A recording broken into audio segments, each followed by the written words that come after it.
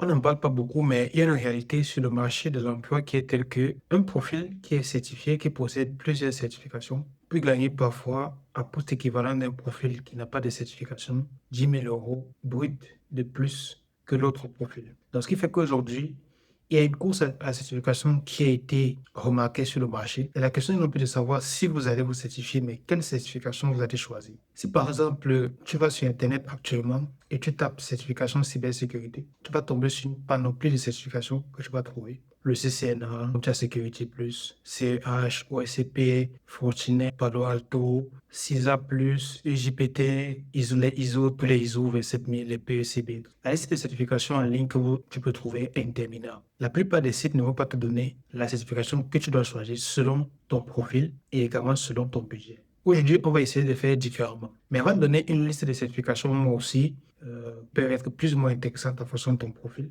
Je vais d'abord essayer de répondre à une question que beaucoup de profils juniors se posent actuellement. À quoi sert vraiment une certification au fond? Le point numéro un, c'est qu'une certification, ce n'est pas un diplôme. Une certification, en fait, c'est un signal de crédibilité. C'est un élément qui va pouvoir prouver à un recruteur que tu maîtrises un référentiel reconnu par l'industrie. Cela se fait par le fait de la confiance et du fait que derrière, le recruteur ne va pas être appelé à te tester pendant 3, 4, 5 heures sur une technologie.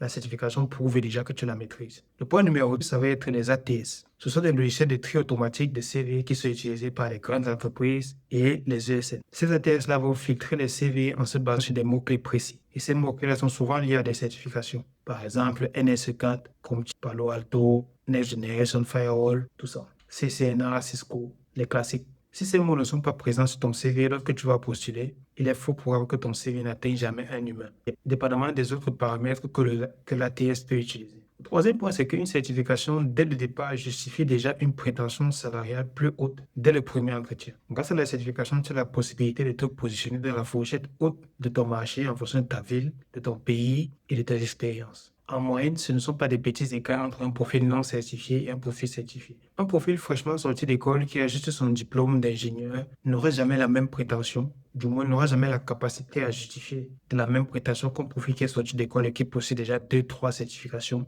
avec des éléments clés qu'il a eu à faire précisément en lien avec ces certifications. Cet écart est vraiment remarquable au niveau junior surtout. Le point numéro 4 et le plus important, c'est qu'une certification ne remplace pas l'expérience, mais elle la rend visible. Ça veut dire par exemple que si tu fais des labs sur des plateformes comme TryHackMe ou HackTheBox, tu fais des labs depuis 3 mois, 4 mois, 6 mois, mais que tu n'as rien à montrer explicitement ou officiellement, pour un recruteur, en réalité, tu n'as rien fait. Voilà, maintenant le cadre est posé et on sait pourquoi, on sait à quoi c'est des certifications qui, pour moi, sont les plus pertinentes pour les profils juniors aujourd'hui. Et je vais te révéler pourquoi la certification que 80% des profils visent en premier est rarement la plus rentable et la plus intéressante. Je vais également te donner un combo de certifications qui sont capables de maximiser tes prétentions salariales en fonction de ton profil. Mais avant ça, tu vas juste aller à la barre de description, tu vas voir un quiz que j'ai réservé pour toi. Et c'est un quiz qui te permet de découvrir quel est ton profil IT idéal. Peut-être aujourd'hui, tu ne sais pas encore si tu dois t'orienter en tant qu'analyste SOC, en tant qu'ingénieur sécurité réseau ou en tant que dans l'ingénieur gouvernant dans la GRC. Il faut savoir que tous ces métiers sont différents et les certifications qu'il faut viser en fonction de ce métier sont vraiment différentes. C'est un quiz rapide qui dure 2 minutes et à la fin duquel tu auras un guide qui va te donner également quelques éléments clés afin de pouvoir construire ta carrière et de pouvoir choisir des certifications pertinentes en fonction de ton profil et ton budget. Si ce contenu chiffré et documenté te parle également, n'hésite pas à t'abonner juste en dessous et tu me laisses un pouce bleu. Ça m'encourage à continuer et ça renforce également la communauté. Avant de sortir les noms des certifications, je vais te présenter les 4 critères que j'ai utilisés pour mettre en place ce classement. Le critère numéro 1, ça va être le taux d'apparition de ces certifications dans les offres d'emploi en 2026. Ce sont des offres qui sont sur LinkedIn, Welcome to the Jungle et les sites de recrutement spécialisés IT en France. Deuxième critère, ça va être le retour sur investissement de la certification, c'est-à-dire le coût de la certification par rapport au gain salarial que ça peut t'apporter. Troisième critère, ça va être l'accessibilité réelle pour un profil junior. Cette vidéo est vraiment orientée pour les jeunes profils juniors ou encore les profils confirmés qui cherchent à acquérir des certifications mais qui ne savent pas quel est le combo ou bien quel est le budget ou bien quelle est la certification qui correspond à leur profil ou à leur orientation métier. Et ensuite, le quatrième critère, ça va être la validité de ces certifications sur le marché francophone. Mon public est francophone, donc pour les personnes qui vivent en France, ensuite en Suisse, en Belgique et également en Afrique francophone, ces certifications sont des certifications qui seront pertinentes pour vous. Pour commencer, je vais dire quelque chose qui est très peu commun et que très peu de créateurs disent actuellement dans l'IT. C'est que pour moi, en 2026, pour un profil junior, il faut oublier le CCNA. Le CCNA n'est plus forcément une priorité. Si vous voulez le faire, faites-le, mais ce n'est plus une priorité. Je parle du principe que les profils juniors n'ont pas beaucoup de temps. Ils ont besoin vraiment d'arriver sur le marché en étant déjà frais et prêts et opérationnels. Ce qu'il faut savoir, c'est que les recruteurs vérifient rarement si le CCNA a vraiment été passé, quel est votre IG, est-ce que vous avez vraiment la certification. Donc, aujourd'hui, le CCNA est vraiment à titre personnel. Si vous voulez faire le CCNA pour vraiment couvrir tous les éléments réseau de base, c'est-à-dire le networking, le Wi-Fi, l'automatisation, tout ça, faites le CCNA dans ce cas-là. Mais si vous voulez faire le CCNA vraiment pour avoir les bases du réseau, alors je vous conseillerais une autre voie. Ce que je vous conseille, c'est de faire plutôt les certifications NETACAD, c'est-à-dire les cours NETACAD. Donc, vous allez aller sur la plateforme NETACAD, qui est une plateforme dédiée aux étudiants. Ou alors, si vous avez une école de formation, demandez les accès pour les cours Cisco. Et vous allez maîtriser toutes les technologies de base Cisco. Si vous n'êtes pas dans une école de formation, par exemple, de poste dans reconversion, passez par votre entreprise pour avoir accès à une plateforme de formation Cisco, c'est-à-dire la plateforme Cisco University. Ou encore, si vous n'avez pas ça à l'université, vous avez Udemy. Vous prenez un cours sur Udemy, 20, 30 euros, qui est vraiment orienté sur les technologies Cisco et qui vous donne toutes les certificats, qui vous donne toutes les connaissances nécessaires pour avoir les bases réseau orienté CCNA. Vous n'êtes pas obligé de faire la certification CCNA, mais vous pouvez faire des cours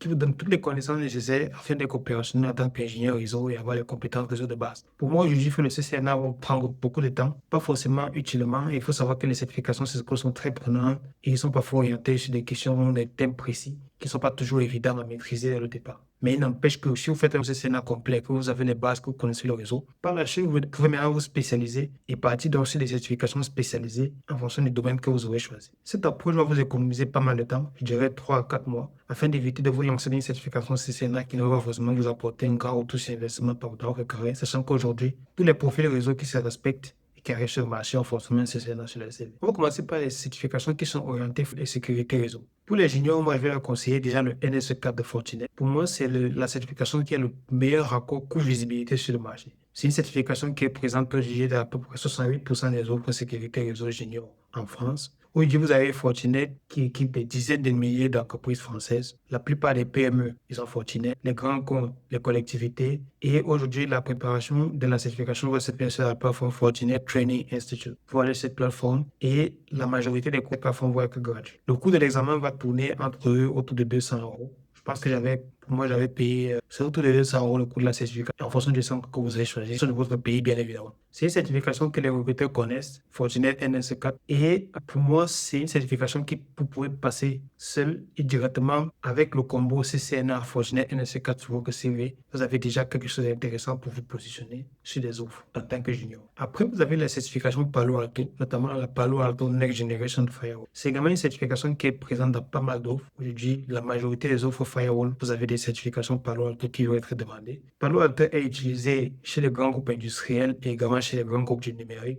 Quasiment toutes les grandes entreprises aujourd'hui peuvent avoir des firewalls Palo Alto. C'est le firewall de référence pour les environnements qui sont très exigeants et où on a besoin vraiment de beaucoup de granularité et de contrôle au niveau sécurité. Pour utiliser les ressources officielles de Palo Alto pour vous préparer, vous avez également des cours Udemy qui sont bien structurés pour le faire. C'est pareil pour Fortinet. Si vous n'êtes pas à l'aise avec les cours de Fortinet Training Institute, vous choisissez un cours Udemy. Rassurez-vous juste que le cours a des labs et vous avez la possibilité de vous former en continu pour pouvoir passer ces certifications. L'autre certification très intéressante, c'est la certification sur F5. C'est une qui est moins connue du grand public, mais c'est une certification qui est très présente aujourd'hui chez les grands comptes et que les ESN apprécient particulièrement. C'est un peu une certification de niche, mais si vous connaissez, si vous maîtrisez le F5, donc F5, c'est une technologie qui est orientée sur du filtrage et sur du load balancing et elle est capable de gérer les applications dans des environnements de grandes entreprises. Les profils qui maîtrisent ces certifications sont rares, ce qui fait que si vous prenez rapidement, c'est-à-dire vous faites une certification CCNA, vous êtes un junior, vous faites un CCNA ou bien vous suivez les cours sur NetAcad et après vous vous formez sur F5, c'est une ou deux certifications F5.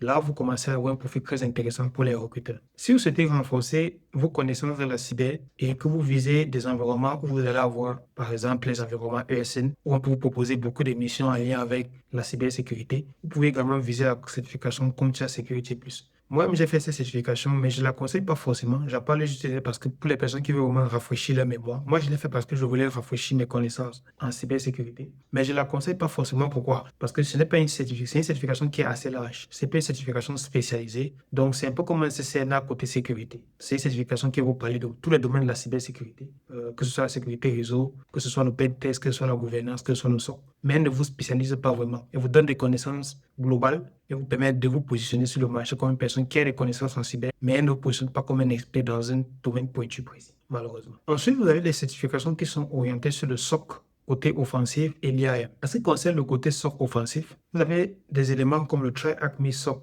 Level 1, qui est gratuit en accès de base et qui coûte, je crois, $20 en accès premium, je ne sais plus. Ce parcours est cité notamment par les recruteurs SOC en France et au Royaume-Uni. Il couvre la détection des incidents, l'analyse de log, le triage d'alerte et le badge de complétion sur LinkedIn est reconnu. Ça veut dire que vous allez faire un cours, par exemple, sur TryAcme et vous pourrez faire valoir ce badge sur LinkedIn. Donc, ça vaut en fait comme certification. Et il ne faut jamais négliger LinkedIn parce que plus vous allez avoir des badges sur LinkedIn, plus vous allez être référencé, les recruteurs auront tendance à vous contacter pour des opportunités. Pour moi, pour les personnes qui veulent faire le SOC, c'est un parcours qui est à privilégier et à faire avant de faire tout autre parcours. Après, comment vous avez, pour ceux qui veulent faire de la penetration testing, vous avez le Hack the Box CPTS, Penetration Test Specialist, donc qui coûte environ 210 € et qui est une certif offensive qui vous permet de monter le plus vite en reconnaissance sur le marché en 2026. C'est une certification qui est difficile, mais l'avantage c'est qu'elle est basée sur la pratique à 100%.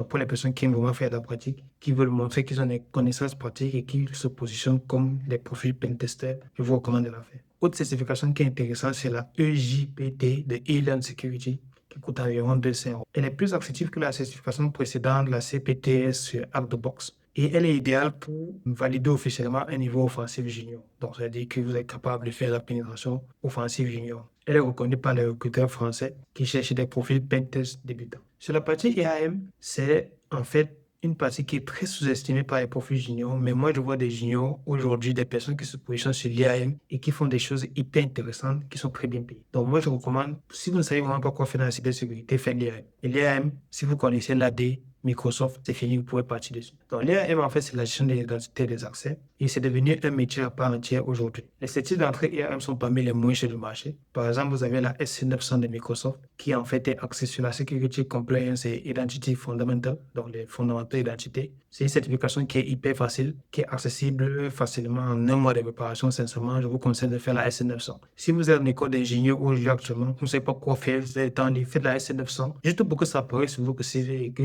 ça vous permette de décrocher déjà par l'opportunité. Et si vous avez déjà un couloir, vous savez exactement quoi faire, faites-le. Mais si vous savez vraiment quoi faire, faites la SC900. Les certifications Microsoft ne sont pas les plus difficiles au monde. Vous avez des ressources quasiment partout sur toutes les plateformes et c'est facile à préparer en un mois, 2 mois, vous pouvez facilement passer la certification. C'est une certification qui vous servir d'entrée également dans le cloud. Après, vous avez également la certification sur Okta, Okta Certified Associate, certification gratuite. Il faut savoir que Okta est le leader du marché IAM Cloud. Dans le cloud, je dis c'est Okta qui est le leader. Et cette certification est rapide à préparer, gratuite à passer et elle est directement valorisable dans la sécurité cloud des Zero Trust. Si vous avez un CV aujourd'hui avec des éléments sur du Zero Trust, sécurité du cloud, Okta Security, du S900 de Microsoft, vous êtes un jeune profil junior, même si vous n'avez pas eu d'expérience professionnelle, vous avez juste fait 1 ou 2 stages, ça vous positionne déjà et ça vous différencie de beaucoup d'autres personnes. Vous avez également le parcours de SailPoint Security pour ce qui concerne l'IAM, donc c'est un parcours gratuit. Aujourd'hui, SailPoint est la référence également dans la gouvernance des identités en entreprise. Donc, le parcours des formations sont gratuits, les badges sont reconnus par les intégrateurs et les grands comptes. Donc, si vous maîtrisez SailPoint pour la gouvernance des identités en entreprise,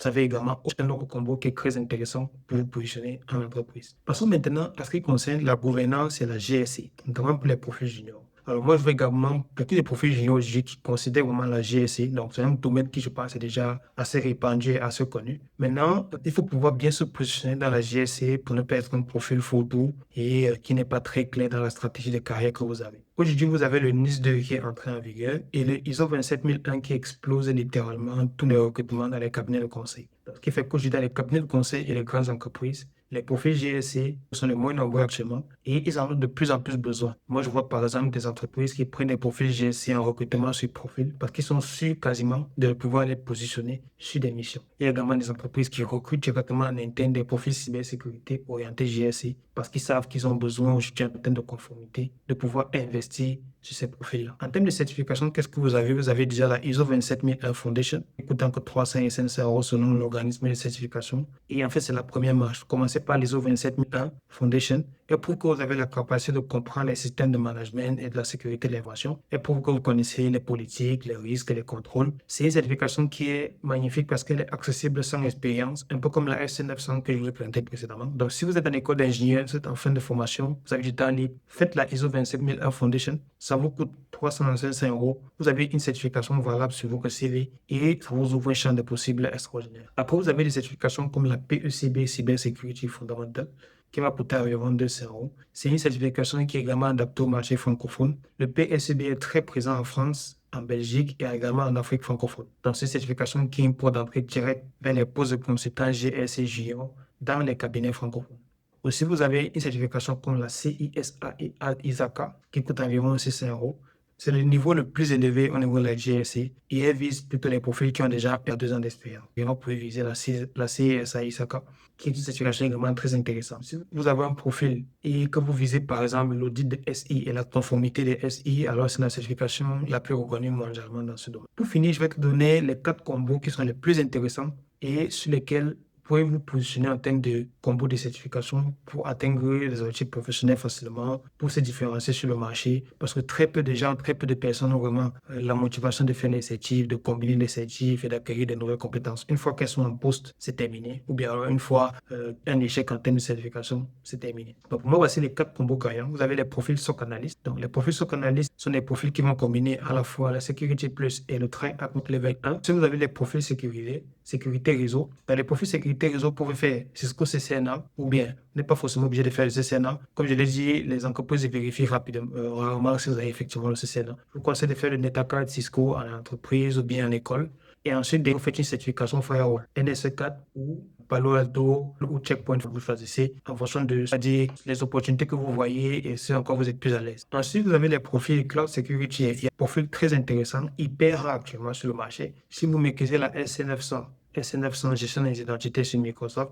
Et ensuite, vous pouvez faire également une AZ500 pour la sécurité dans le cloud. Et après, vous pouvez faire Okta, certification Okta. Vous pouvez également vous certifier sur SailPoint. Et une fois que vous avez ces certificats, vous avez un très bon combo pour la sécurité cloud et la gestion des identités. Et enfin, on a les profils GSC. GSC, vous avez la ISO 27001 Foundation, la PECB Cybersecurity Fundamental, qui sont 2 certificats très intéressantes en entrée de gamme. Et après, lorsque vous avez 1 des expériences, vous pouvez viser également la ISACA. Donc, ISACA Cybersecurity pour la gouvernance et pour les audits de conformité des systèmes d'information. Conseil intéressant que je vais donner également aux jeunes profils, c'est qu'il faut toujours regarder et toujours commencer par la certification que vous voyez la plus accessible pour vous et la plus représentée au niveau des offres d'emploi. Donc, il va falloir faire un petit travail de recherche, essayer de regarder dans votre région les offres d'emploi, qu'est-ce qui revient le plus en termes de certification. Si c'est une certification qui demande un d'expérience, cherchez le modèle de réduire ces certifications, puis le modèle d'entrée. Ou alors, si c'est une certification qui est difficile, faites un cours Udemy, faites les quiz Udemy. À la fin, Udemy délivre des certificats que vous pourrez aussi également rajouter sur votre CV. Pour savoir également quel est votre profil IT, vous avez le quiz dans la barre de description pour savoir quel est votre profil IT idéal, notamment dans la cybersécurité, afin de pouvoir vous positionner facilement. Et derrière, vous aurez un guide qui va également vous donner des éléments pour pouvoir vous positionner. Si cette vidéo t'a apporté quelque chose d'intéressant, quelque chose de concret, un élément que tu ne connaissais pas, une connaissance, une nouvelle certification, également une nouvelle façon de voir le domaine de la cybersécurité, n'hésite pas à t'abonner, à me laisser un pouce bleu, ça fait toujours plaisir. Mon but, c'est de partager et d'essayer d'ouvrir la voie à des jeunes profils cyber qui sont peut-être perdus ou bien qui ne savent pas forcément comment est-ce qu'ils peuvent structurer leur carrière pour atteindre leurs objectifs. On se dit à bientôt, portez-vous bien, ciao.